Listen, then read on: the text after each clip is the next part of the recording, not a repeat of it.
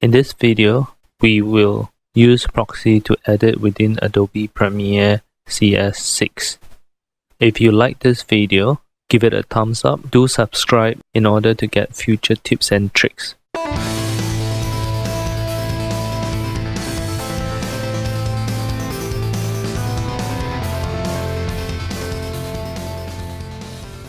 Now in Adobe Premiere Pro CS6, there's no ingestion like the CC.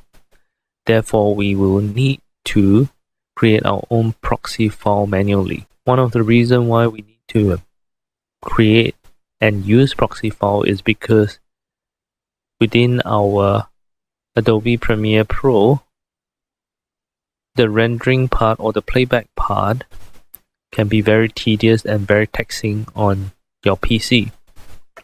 If you have a very old PC or it's not powerful enough, you might run into problems whereby it becomes very choppy when you handle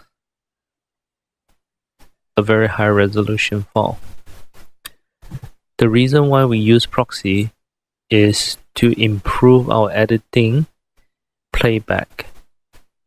If you are like me and like to edit in 2 times the speed, the choppiness might make your editing impossible.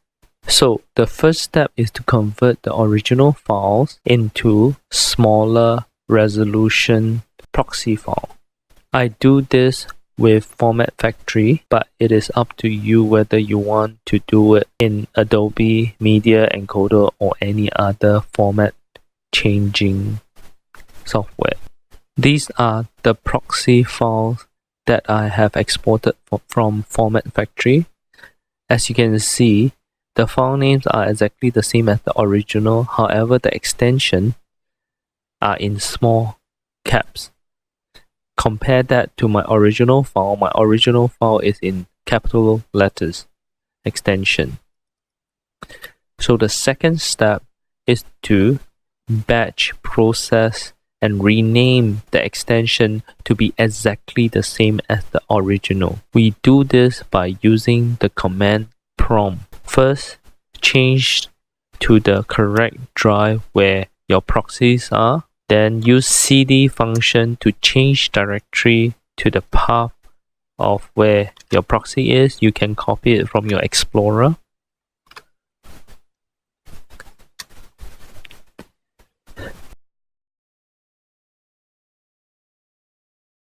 Use the ren function to rename, as well as the wildcard extras to do the full batch.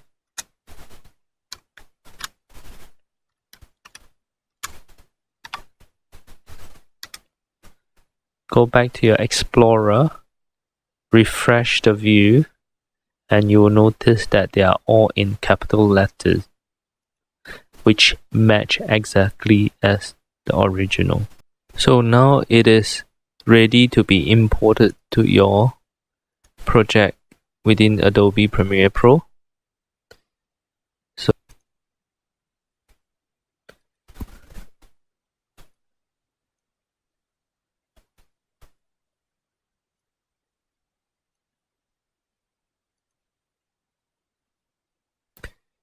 you'll notice that the proxy are at 24 frames per second, while it is only 720p.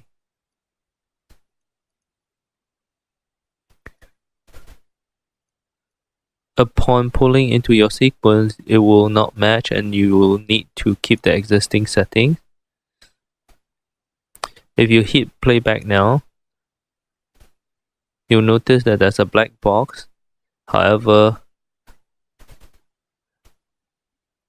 the playback is very smooth. Even at twice the speed, it is also very smooth. You will notice that there's a black box because your sequence is at the original 1080, but your proxy is in 720p. So first thing is to scale all your clips into frame size so that you can edit easier by looking at the entire clips.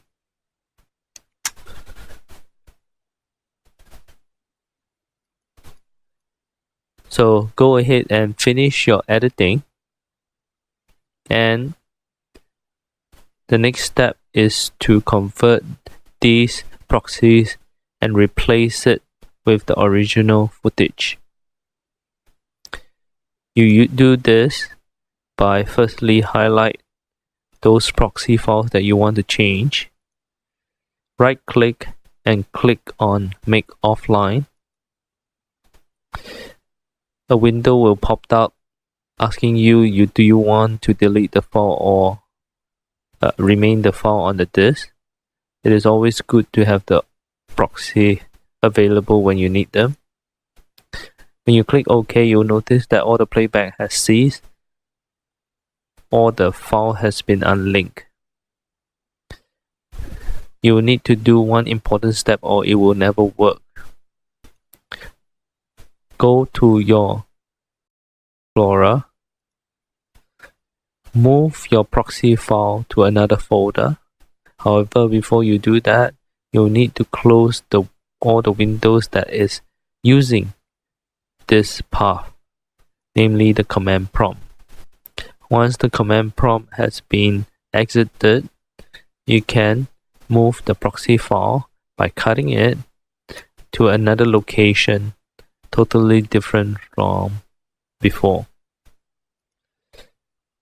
You can then go back to your Adobe Premiere Pro, highlight the proxy files, right click again and click on Link Media.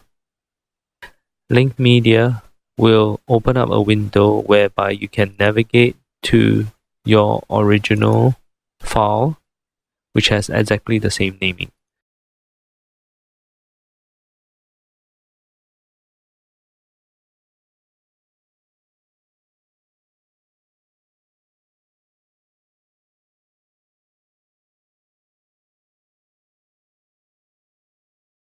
Just click on the first one and click on Select, and automatically all of them will be in your original file. As you can see here at 59.94 frames per second at 1080p. All your editing, cutting will be done, and then you can go ahead to do your color correction. You can choose to do the color correction in proxy mode. However, certain people like to see the full resolution so that they can get the color correction dead accurate. So the three important steps: number one, use a converter to make proxy. Number two, use batch renaming via the command prompt. And number three, move your proxy folder before you relink it so that you can relink the whole batch at once rather than one at a time. Of course, you need to ensure that all your file names are the same. This brings us to the end. I hope you like this tips and tricks for proxy editing. If you like it, give it a thumbs up, subscribe for more tips and tricks.